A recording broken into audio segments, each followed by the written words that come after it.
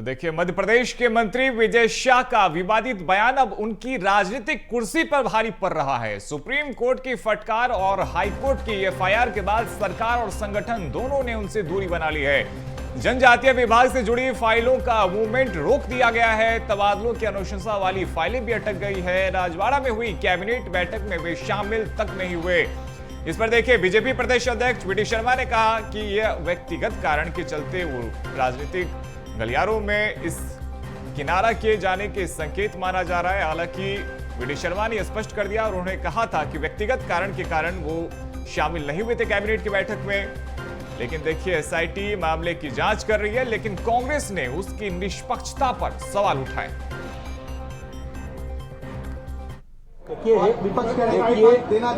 कभी कभी कैबिनेट में नहीं पहुंचना ये व्यक्तिगत कारण होते हैं।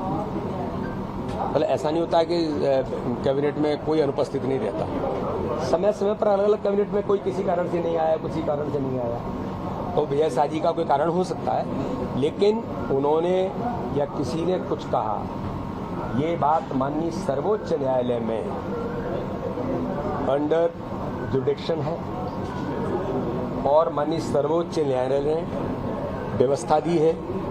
एसआईटी बन गई है। एसआईटी को गंभीरता से कहा है माननीय सर्वोच्च न्यायालय ने कि जो एफआईआर हुई है उसकी जांच करेगी। जांच करने के बाद वो रिपोर्ट प्रस्तुत करेगी और रिपोर्ट प्रस्तुत होने के बाद माननीय सर्वोच्च न्यायालय सुनेगा और उस पर सर्वोच्च न्यायालय जो कहेगा, इसके प्रति सरकार प्रतिबद्ध है, हम सब प्रतिबद्ध हैं। जो निर्णय सर्वोच्च न्यायालय का होगा, चूंकि अब ये जुडिक्शन में इशू है, इसलिए इसमें अब कुछ भी कहना ठीक नहीं है। इसलिए इसके बारे में जो निर्णय आएगा उस पर सरकार बेहतर अपना काम करेगी। स्वाभाविक है, जो अधिकारी उसमें नियुक्त किए गए कहीं ना कहीं विजय शाह से जुड़े हुए सब खरगोन में एसपी रहे हैं। मैंने उसमें स्पष्ट कहा, चाहे दोनों के बारे में कहा। तो क्या इस एसआईटी की चुनने के लिए क्या विजय शाह को अधिकार दिए थे मुख्यमंत्री जी? ये स्पष्ट करें। और खुलेआम आप सर्वोच्च न्यायालय का अपमान कर रहे हैं मुख्यमंत्री जी। मैं समझता हूं कि इस पर स्पष्ट होना चाहिए कि जिसने एसआईटी बनाई है वो विजय शाह को बंद कमरे में बिठा के एसआईटी का गठन किया।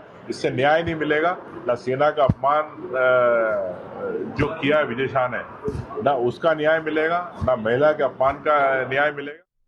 तो इस खबर पर अधिक जानकारी के साथ हमारे सहयोगी मनोज राठौर लगातार हमारे साथ बने हुए। मनोज जी, देखिए, विजय शाह कैबिनेट की बैठक में शामिल नहीं होते हैं। उनके पास जितने भी तबादले की फाइलें हैं, अब उनकी अनुशंसा नहीं कर पाते हैं। साथ ही विभागों की फाइलों का मूवमेंट रोक दिया जाता है। तो कहीं ना कहीं जो मुश्किलें हैं विजय शाह की, वो बढ़ती जा रही है और साथ ही एसआईटी पर अब कांग्रेस सवाल भी उठा रही है। जी बिल्कुल रोहित, मंत्री रहते हुए भी विजय शाह इस समय पावरलेस है और वो किसी से भी मुलाकात नहीं कर रहे हैं। उनके बयान के बाद उन्होंने माफ़ी भी मांगी। हाई कोर्ट ने फटकार लगाई, सुप्रीम कोर्ट ने भी फटकार लगाई और एसआईटी अब इस पूरे मामले की जांच कर रही है। सत्ता संगठन का अब ये कहना है कि जो भी फैसला आएगा उसी के आधार पे जो है विजय शाह के खिलाफ, चाहे वो मंत्री पद से हटाने की कार्रवाई हो या उन्हें बर्खास्त करने की कार्रवाई हो, ये आगे तय की जाएगी। लेकिन फिलहाल अभी मामला एसआईटी की जांच पर निर्भर है। और राजनीतिक भविष्य की बात करें तो विजय शाह का भविष्य भी सुप्रीम कोर्ट के फैसले पर टिका है और एसआईटी लगातार इसकी जाँच कर रही है। लेकिन कैबिनेट की बैठक जो कि राजवाड़ा में, इंदौर में ऐतिहासिक थी, जिसमें कई बड़े फैसले लिए गए, उस बैठक में जो है विजय शाह नहीं पहुंचे थे और ऐसे में उनसे कहीं ना कहीं सत्ता संगठन ने अभी फिलहाल के दौर में जो है दूरियां बना ली है। यानी उन्हें हर एक कार्यक्रम से दूर रखा जा रहा है, क्योंकि उनका जिस तरीके का बयान था उसके बाद सत्ता संगठन की छवि जरूर धूमिल हुई है। यही कारण है कि अब विजय शाह से दूरियां बढ़ती जा रही है और उनके पास जो पावर था मंत्री का वो भी अब नज़र नहीं आ रहा। और ये यहाँ तक सूत्र बताते हैं कि उनकी तमाम फाइलों के मूवमेंट को रोक दिया गया है, क्योंकि ट्रांसफ़र इस समय खुले हुए हैं। तो ट्रांसफ़र की कई फाइलें जो हैं उनकी रुकी हुई है। इंतज़ार है उनके फैसले का कि उन पर सुप्रीम कोर्ट क्या फ़ैसला देता है। तो अब मुश्किलें विजय शाह की अभी ख़त्म नहीं हुई है।